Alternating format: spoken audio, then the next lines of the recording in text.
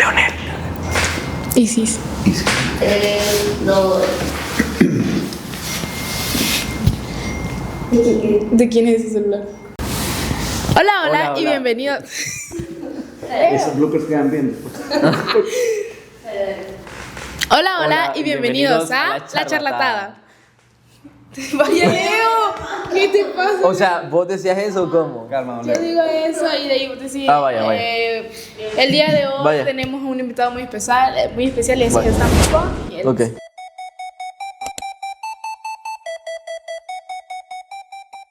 Hola, y bienvenidos a La Charlatada. Y hoy tenemos el placer con un invitado muy especial y es que estamos con... Carlos Germán Bruch, mucho gusto. Mucho gusto.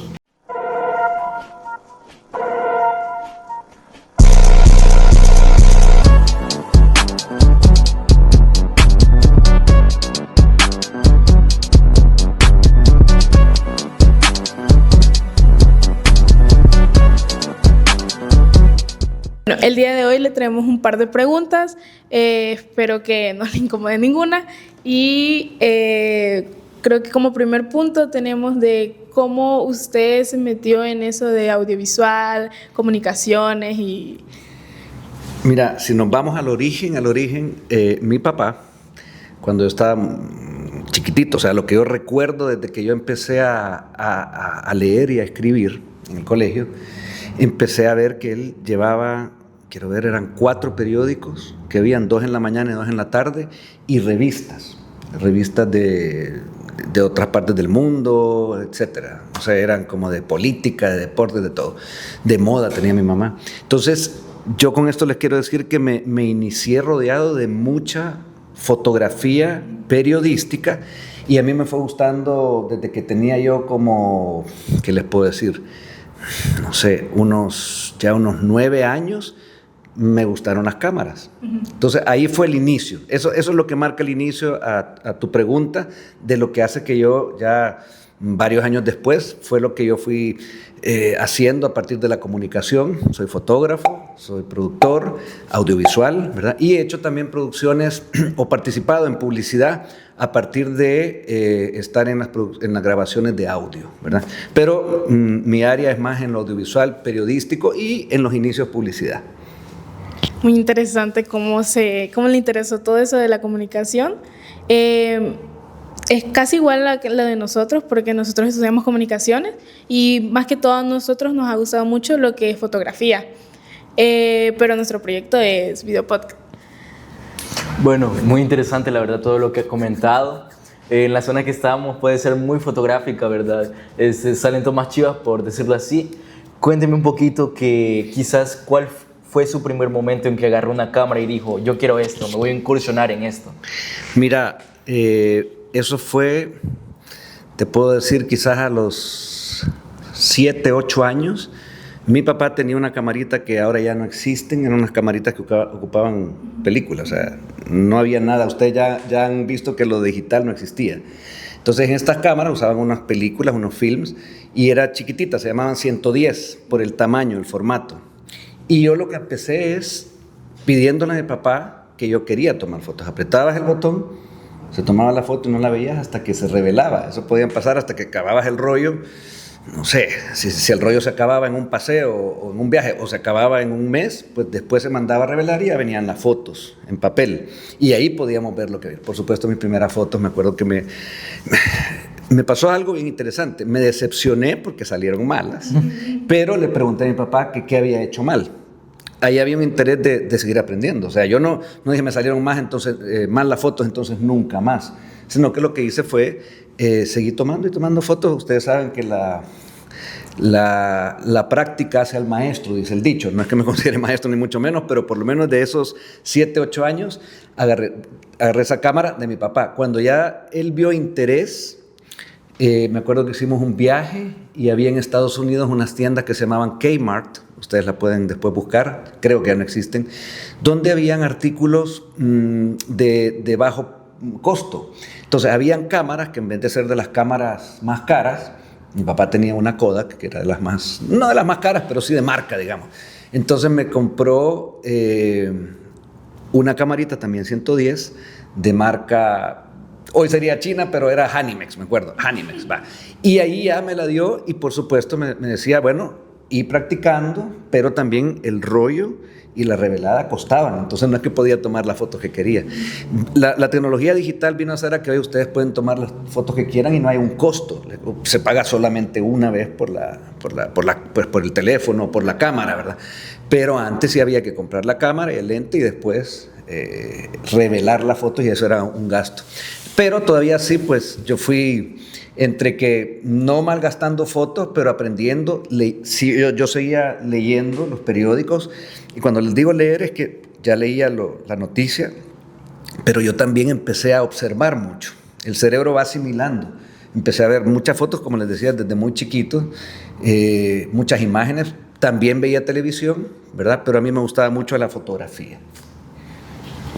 Bueno, y yo veo que usted hace muchos proyectos y así como, ¿cuál ha marcado más su vida, así, su trayectoria?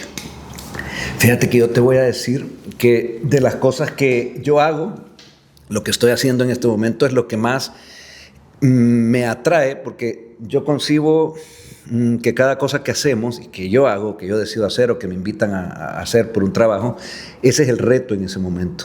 Y yo no lo doy todo por sentado, o sea, yo no digo ya lo sé todo, sino que yo, pues, lo poco que he aprendido o lo mucho que he aprendido, lo que se llama experiencia, la ocupo para meterme a un nuevo reto, ¿verdad? Yo no me quedo quieto con lo que ya sé, entonces voy a hacer lo mismo. De hecho, soy bastante amigo de probar siempre opciones nuevas, tanto en iluminación, en encuadres, pero también en contenido. Entonces, a tu pregunta, lo que yo hago en este momento, que estoy haciendo un podcast que se llama Lado B con Brug, que son entrevistas, pláticas, me gusta más llamarlo a mí, conversaciones con íconos salvadoreños, que son gente conocida en sus diferentes rubros, el deporte, la literatura, el teatro, el cine. Hay un par de funcionarios públicos también que ya hemos hecho. Ellos son conocidos por lo que hacen, pero lo que hacemos al invitarlos es hablar sobre su lado humano, sus historias. Cada humano, cada ser humano, cada persona tiene muchas historias que cuando ellos, que son conocidos, las comparten y que no las habían compartido antes o no a tanto detalle o no en un programa, entonces llama la atención porque la gente quiere conocerlos un poco más a partir de la identificación de la persona. Porque yo puedo decir, bueno, yo no puedo pintar como ese señor que estamos viendo, que ya se sabe que es un pintor reconocido. Pero cuando me cuenta historias desde chiquito y cómo le costó haber comenzado en su área, entonces nos identificamos. Y en ese momento lo que hacemos es aprender, que eso es lo interesante de ese proyecto que estoy haciendo ahorita. Entonces, yo les puedo decir que ese es el que me demanda y con el que estoy dedicándole más energía en este momento, pero se lo voy a decir de esta manera: cada proyecto en el que yo he trabajado, he hecho periodismo, publicidad, como decía hace un rato, he trabajado también como funcionario, lo he tratado de hacer lo mejor que se pueda, no siempre se logra lo que uno quiere, pero siempre en ese momento han sido mis proyectos predilectos y a los que yo he estado decidido a dar el 100%, ¿verdad? ¿Cómo nació esa idea de ese video podcast, como decía, plática, en Lado B con Broch? Porque me acuerdo que yo, a la hora de verlo, digamos, estaba scrolleando por TikTok y el video que me apareció de los momentos más destacados de las pláticas que usted hace fue el de TNT, donde hablaba que se salvó de ser asesinado por una sopa de gallina. Sí, fíjate que ahí hubo algo bien interesante. Yo enfoco cada conversación con una persona, así como estoy con ustedes ahorita, como un momento único, ¿verdad? Esa es para mí la esencia de una conversación. Si yo voy, por ejemplo, no sé, en un bus, me ha pasado mucho, o en trenes cuando viví en Europa, entonces si se da una conversación con alguien, ese es un momento único, porque uno intercambia vivencias. La comunicación es un intercambio de distintas situaciones, de culturas, de momentos. En ese caso, cuando él me estaba relatando, porque yo les pregunto siempre a los invitados momentos difíciles en su vida, y empieza a hacer ese relato de que él había sido de joven, estaba ese gran problema, flagelo, esa cosa tan dura que ahora nos alegramos de que ya no está, que se llaman maras, o se llamaban. Entonces, claro, él estaba pintando y yo le dije, no te confundían, Al contrario, me dijo, lo que ellos detectaron, y ahí cuenta esta anécdota, de que yo estaba pintando el arte que él hace, bueno, otro tipo porque era mucho más joven, él ahora es un pintor, un artista plástico, con mucho prestigio, incluso fuera de El Salvador, pero ahí es donde llega Humarero y entonces se lo iban a llevar. O sea, llamó a otro, llegaron en carro, o sea, ahí él detalla toda esa situación. Cuando me la está contando, me dice que en un momento, cuando él ya estaba a punto de subir al carro, lo reconoce el que había sido llamado por el otro, que fue el que lo abordó cuando él estaba pintando. Y entonces le dijo, yo a ti te conozco, tu mamá nos daba sopa de gallina. Entonces, yo escucho esto y digo, qué historia tan fuerte, o sea, tan linda. Inmediatamente le dije, entonces, tu mamá te dio la vida 2 veces. O sea, cuando te dio a luz, cuando tú naciste, y esa, producto del amor de ella, pero no solo el amor hacia él, sino que el amor porque ella le regalaba sopa de gallinas a los niños. Esto había sido mucho antes, y ese niño creció y se había hecho, pues había ido por el camino equivocado y se había hecho pandillero, pero se acordaba de este al que se tenían que llevar y hacerle, ya sabemos tristemente que hubiera sido, pero se acordó de él y de la mamá. Entonces cuando él en la grabación, cuando estábamos haciendo el podcast, yo le digo eso, me dijo, no lo había pensado así, pero sí, y se puso, ahí llega un momento que a mí me llama siempre muchísimo a seguir haciendo mi trabajo, que es el momento donde los seres humanos sacamos esa situación única, que por más que hayamos ensayado o revisado la información, ahí él se da cuenta y me dice, no lo había visto así, pero así fue, ¿verdad? Eso es como yo lo vi, ¿verdad? Él me fue haciendo el relato. Y eso emana de una comunicación cuando se hace del corazón, cuando se hace concentradamente y cuando, bueno, cuando logramos, que ese es mi trabajo, mi interés y mi objetivo, que cada persona cuente sus diferentes vivencias. Hay muchos retos en esta vida y muy difícil. ¿Usted cuál fue como su reto más difícil en su carrera y cómo lo superó? Qué buena pregunta. A ver, mira, el reto para mí depende de cuán difíciles me he puesto yo las metas. Entonces, cuando vienen, digamos, un jefe, cuando he tenido jefes, y me proponen algo, yo siempre busco ponerme yo mismo unas metas para alcanzarlas un poco más altas, pero no es que yo quiera hacer las cosas complicadas, lo que yo quiero hacer es si me dicen, mira, hay que entrevistar a un señor que, no sé, digamos, fue policía, digamos, ¿eh? Entonces yo me voy a preparar y voy a decir, bueno, ¿qué es ser policía? Voy a investigar de historia sobre la policía, voy a investigar si él tuvo algún hecho concreto como policía, estoy inventando, ¿verdad? Ahorita. Entonces lo que hago yo es, de lo que me piden, tratar de dar más. Entonces el reto está en lograr aquello que yo me propongo. Como se trabaja en equipo, lo que yo hago también es invitar siempre a mi equipo a que nos metamos, a que si hacemos algo que se puede llamar entrevista, que se hacen bastante, pero dándole eso que yo llamo el ingrediente de cada uno. O sea, todos tenemos así como las abuelitas, que cocinan un plato y entonces los ingredientes son iguales. Bueno, una sopa de gallina es igual, pero cuando se hace de una forma y cuando se busca el ingrediente y se le pone amor, se le pone ese cariño, esa dedicación, el resultado va a ser sí o sí más rico. Eso es lo que yo intento siempre hacer. Como les digo, es un trabajo en equipo, hay un equipo de producción, como ustedes también aquí, y en este caso, en el mío, sí soy yo solamente el que salgo a hablar con el invitado, pero situaciones de ese tipo son las que yo me planteo siempre. Ahora bien, han habido en mi vida situaciones en el periodismo muy interesantes. Me preguntabas cuáles han sido las que tienen más reto, ¿verdad? Sí. Te voy a contar una cuando yo trabajaba en un periódico. Con lo mismo que les he contado, que mi afán era siempre lograr algo que no se haya logrado. Yo decía, bueno, me dice mi jefe a mí y a mi compañero, ustedes van a cubrir, o sea, iba a haber una cobertura general de la toma de posesión de un presidente en ese momento. Creo que era Francisco Flores, sí, él era. Entonces, yo era en ese momento jefe de fotografía, entonces dispuse los fotógrafos que iban a estar en diferentes momentos a la entrada del evento de la toma de posesión, otros van a ser solamente los invitados de ministros, etcétera, etcétera. Mi compañero, un periodista, Bosco, un gran amigo, tenía que también cubrir qué pasaba ese día en la toma de posesión. Y en la noche anterior, porque nosotros habíamos entrevistado a este presidente cuando era candidato, entonces estábamos como, ¿qué hacemos? Y yo le digo, Bosco, hagamos algo más. Como, ¿qué, tío? Me decía, porque habla español, ¿verdad? No sé, ¿qué podemos hacer? Y en eso, revisando nuestros apuntes, nos enteramos de que en ese entonces el presidente tenía por costumbre, como ellos viven en sus casas particulares, pero el día que ya son investidos como presidente, ya se iban a una casa, a la casa presidencial, a la residencia presidencial.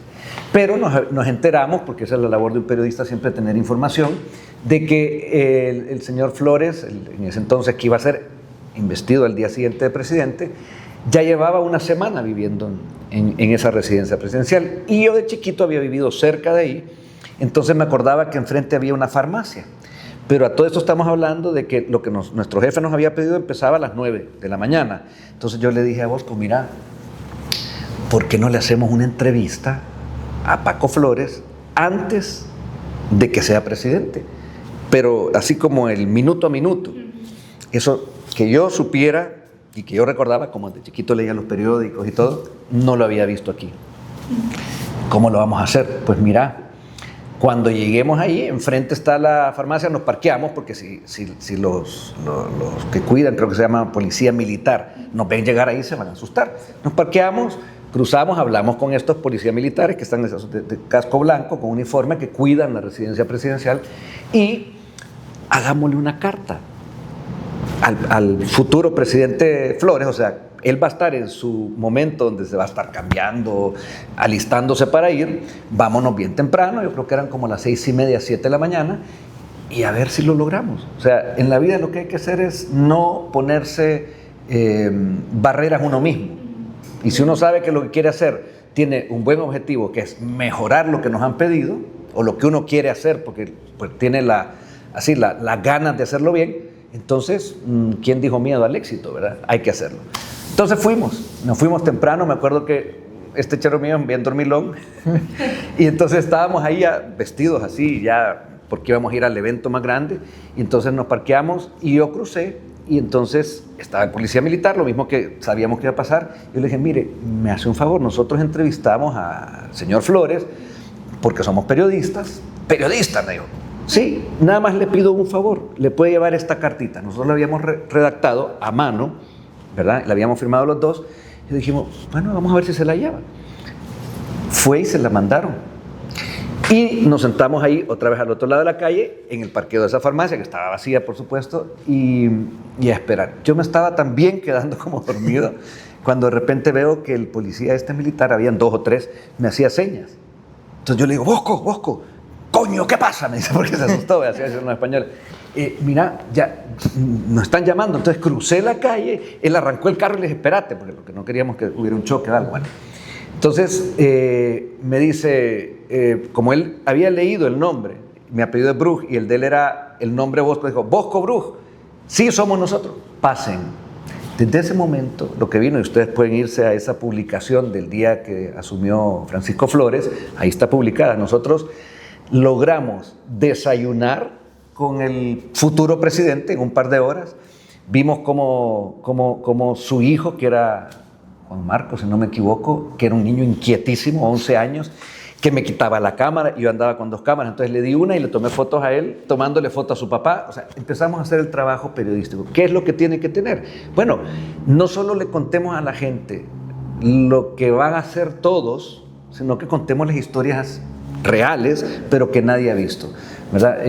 Un antiguo jefe mío, en ese entonces era mi jefe, Lafit Fernández, que ya no nos acompaña en esta vida, pero me dejó mucho, decía, miren, no hay nada nuevo bajo el sol. Al ser humano le pasan siempre las mismas cosas de otra forma. Busquen la otra forma, ¿verdad? Siempre hay toma de posesión de presidente, siempre hay esto. Entonces, en ese momento estábamos logrando hacerle, bueno, no era una entrevista, era una plática, desayunando. Nunca se le habían hecho a un presidente, y él nos dejó pasar. Y nosotros pues logramos esa primicia, y que nunca más le he vuelto a ver. O sea, ni siquiera en otro país, tener esa ¿qué podría ser esa desfachatez de llegar? Probemos, y nada perdemos con probar, ¿verdad? Y al final lo logramos. Como detalle de esa entrevista, les cuento que Francisco Flores en la universidad había sido compañero de un rey de Mónaco, de un príncipe, Alberto de Mónaco, y entonces, mientras nosotros esperábamos en la sala, salió él. Yo sabía que estaba aquí porque él lo había invitado, como había sido su compañero en la universidad. Y entonces lo veo, pero mi amigo, compañero Bosco, estaba allá afuera en el jardín, que por cierto estaba tan nervioso que estaba con la grabadora entrevistando al perrito de Paco Flores. Estaba así como, y yo le digo, ¿qué está haciendo este? Pero fui, le tomé una foto, que era lo que yo hacía, y esa foto fue publicada. Con la mala noticia que cuando llevaba Paco Flores como 4 meses, la comitiva presidencial, las camionetas que ocupaban en ese entonces, le pasaron encima al perrito y lo mataron. Pobrecito, nosotros nos pusimos así porque publicamos esa foto, pero eso era una anécdota. La otra es que venía entonces el príncipe Alberto, y entonces yo me levanté y lo saludé en inglés, y entonces cuando ya Bosco, que terminó de entrevistar al perrito, venía, entonces se me quedaba viendo así como, ¿quién es él? Lo veía porque como es un príncipe de allá de Mónaco, ellos tienen cargos militares, y estaba vestido de gala militar como marino. Entonces se quedó viendo, y él lo veía viendo de espaldas. Entonces yo estaba hablando con él. A todo esto, si ustedes buscan Alberto de Mónaco, un tipo que salía en revistas en todo el mundo, era un príncipe, ¿verdad? Y entonces cuando Bosco viene y lo ve, dice, se asusta, y entonces le digo, Bosco, el príncipe Alberto de Mónaco, asustadísimo, y entonces ya le hicimos una pequeña entrevista a él. O sea, ya teníamos 2, la del perrito que nunca habló, pero le tomamos la foto, la del príncipe Alberto de Mónaco, ¿verdad? Y ya después ya baja el futuro presidente Flores, y entonces nos hace pasar algo que nosotros habíamos conseguido. O sea, les insisto en eso, no existía alguien que dijera, vamos a llamar a un periodista para que venga. No existía ese protocolo, no existe el día de hoy. Nosotros entramos a la casa de él, vimos los momentos de nerviosismo cuando el hijo le decía, vení para acá, espéreme un segundito, y agarró al niño, dame ese reloj que era de tu abuelito, que ya murió, y ese es el que yo voy a ocupar, un reloj de oro. ¿Verdad? Entonces, todas esas anécdotas, todas esas situaciones son las que enriquecen, en el fondo, el periodismo. Bueno, un poco la acumulación de esas anécdotas es lo que me ha hecho a mí decir, cada persona tiene una historia que contar, una historia humana que se sale de lo normal, y eso es lo que yo también los invito a ustedes a ir a buscar, y lo están haciendo, porque me están haciendo recordar estas historias a mí, ¿verdad? ¿Qué legado cree dejarle en producción audiovisual a El Salvador? ¿O cómo cree que las futuras generaciones, o no nos vayamos tan lejos, las actuales pueden basarse de su trabajo para crear nuevos proyectos similares e inspirar a El Salvador a un mayor nivel de producción? Mira, es muy pretencioso de mí pensar que yo voy a dejar un legado. Al contrario, yo hago lo que les decía hace un rato, aquello que yo tengo la intención de hacer bien. Por supuesto, yo me preparo mucho. O sea, yo paso viendo, en este momento, que es lo que estoy haciendo, entrevistas de todas partes, o sea, aquí, afuera, de todo tipo, y paso viendo en inglés y las repito y se las paso a mi equipo. Estoy aprendiendo. Luego también me preparo con respecto a cada personaje que vamos a entrevistar. O sea, hay un trabajo riguroso en todos los momentos de la preproducción y la posterior grabación, y luego la postproducción. Entonces, cuando tú me preguntas un legado, no sé, yo lo que hago lo ofrezco porque es público, los comunicadores, pues ahí están, ahí pueden ver Lado B con Bruj, están en las diferentes, plataformas como Netflix, Spotify y Apple Podcast, que se escucha, y también están los clips en las redes, en todas las redes. Vaya, ahí están. Yo, te digo, sinceramente, me gusta, hay algo que es esencial, que es la competencia, ¿verdad? Y yo estoy todo el tiempo compitiendo conmigo mismo, compitiendo también, pues, tratar de hacer las cosas para que se vean bien a partir de lo único que uno hace. Nada, ya les digo, no hay nada nuevo bajo el sol, pero es como uno presenta el trabajo que hace. Yo, como te digo, con gusto puedo compartir mis experiencias. Llegará un día donde estaré ya mayor y quizás lo haga a partir de contar anécdotas, situaciones como estas que les he contado aquí, ¿verdad? Que hay un cúmulo de ellas, o sea, hay mucha historia desde que yo empecé en el colegio también. Yo empecé lo voy a contar aquí, era muy malo en matemáticas. ¿Le suena, verdad? Yo sé que le suena a todos los comunicadores. Y el profesor como yo era malo porque no me gustaban, porque no quería, hizo un pacto conmigo. Yo lo recuerdo todavía, Klaus se llamaba, un alemán polaco. Hizo un pacto, me dijo, mira Carlos, si venís aquí me distraes la clase. Y yo creo que no te gusta. Hagamos una cosa, no te voy a echar de la clase, no voy a pasar un informe, pero tú buscate qué hacer. Y después te preparas para los exámenes. Eso sí lo hacía, me iba con mis compañeros cuando había exámenes y me explicaban todo en su casa. Pero yo en los tiempos de clase de matemáticas me fui a meter en mi colegio, había un periódico de colegio que era hecho con fotocopias, o incluso con stencil se llamaba. Entonces me fui yo primero, después fue llegando de otra clase otro que tampoco era muy bueno, y así empezamos a hacerlo en los recreos, empezamos a fijarnos en historias, en situaciones que pasaban del colegio, y entonces yo en ese momento pues me di cuenta que eso me encantaba. Y ahí pues yo empecé a descubrir, aunque ya lo traía de chiquito, lo que podemos llamar una vocación, ¿verdad? Las ganas de hacer algo, ¿verdad? Pero está muy ligado a lo que yo les digo, mi papá llevaba revistas, llevaba periódicos, habían enciclopedias, leíamos con mis hermanas, yo veía muchas fotos, me encantaba. Yo me recuerdo que me transportaba, o sea, sentía, ¿qué es esto del desierto? O veía un lugar donde había nieve, yo nunca había visto nieve. Entonces todo eso, y yo preguntaba mucho, ¿verdad? Ahora tenemos algo mucho más chivo que es pues, el acceso a la información de casi todo. En ese entonces, le estoy diciendo, hace unos casi 50 años, no había mucho, no había tanto, pero lo que había lo aprovechaba, que era enciclopedias, revistas, periódicos, todo eso, radio, televisión, ¿verdad? Así que yo lo que creería que sin la pretensión, ni mucho menos, de que el trabajo de uno queda y habla por uno, aunque uno ya no esté. Y eso es una gran ventaja, ¿verdad? Todo trabajo, o sea, yo estoy hablando a partir del mío, que es el mismo que ustedes están iniciando, pues una carrera, porque así lo veo yo, que están ustedes iniciando esa carrera que no tiene, y véanlo así, no tiene más límites que ustedes se pongan, ¿verdad? De ahí no hay. Y por supuesto yo siempre invito a que también no se vea como límite, sino que como respeto a aquello que no vamos a transgredir leyes ni ofender a otra persona para lograr un objetivo. Eso sí siempre me he cuidado, ¿verdad? Que se dé. Bueno, gracias por compartir sus anécdotas. La verdad, muy interesante. Una persona, por decirlo así, muy excelente, muy especial, ya que pues está en el rubro que nosotros queremos estar en un día. Es usted como nos visualizamos en un futuro, y pues es un placer poder tenerlo en este video podcast, en esta charla de La Charlatada. Y pues creo que esto ha sido todo. Los invitamos a ver el video podcast de él, que es el lado B con Bruj. Yo quiero nada más tomarme un minuto para decirles algo que primero lo felicito. Yo he visto su podcast, me parece el nombre, se lo comenté en un momento, me pareció muy bueno, que captura bastante. El nombre es muy importante, que viene a ser la forma, pero también el contenido, ¿verdad? Entonces, si están logrando eso a partir de un nombre que es único, La Charlatada, con ese logo que me llamó mucho la atención, que ustedes, yo investigué un poquito, ustedes lo hicieron. Entonces yo los invito a que sigan cada día, en cada entrevista, en cada plática que tengan, buscando eso. A ver, los invito a que cuando no sea fácil algo, les den más ganas de hacerlo. Lo fácil generalmente queda así como que pasa sin pena ni gloria, ¿verdad?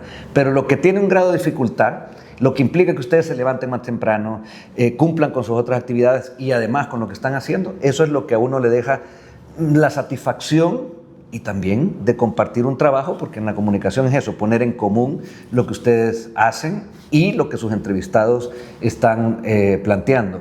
Se lo resumo en una frase que a mí me acompañó desde muy joven, quizás a su edad, en el colegio, viene de una canción de un cantante que yo oía, que se llama Nunca renuncies a un sueño. Si ustedes tienen el sueño de ser unos grandes comunicadores, en el área que se quieran ir destacando, tienen todavía que terminar el colegio, luego seguir estudiando, luego trabajar, luego pasar aquellas cosas que a veces dicen, es una injusticia que mi jefe vine y soy nuevo y me hizo trabajar más de la cuenta. Eso es parte del aprendizaje. Por cierto, Dios nos manda que somos más jóvenes y resistimos más a esa edad y estamos aprendiendo. Nunca dejen de absorber y aprender todo lo que puedan, todo. No se cieguen o no se cierren a nada, y al mismo tiempo no renuncien jamás a esos sueños que ustedes tengan como comunicadores. Me encanta, me encanta. Muchas gracias. Muchas Con gracias. todo gusto. Un gusto de gusto. conocerlos y sigan adelante. Les deseo lo mejor. Bueno, esto ha sido todo y somos La Charlatada.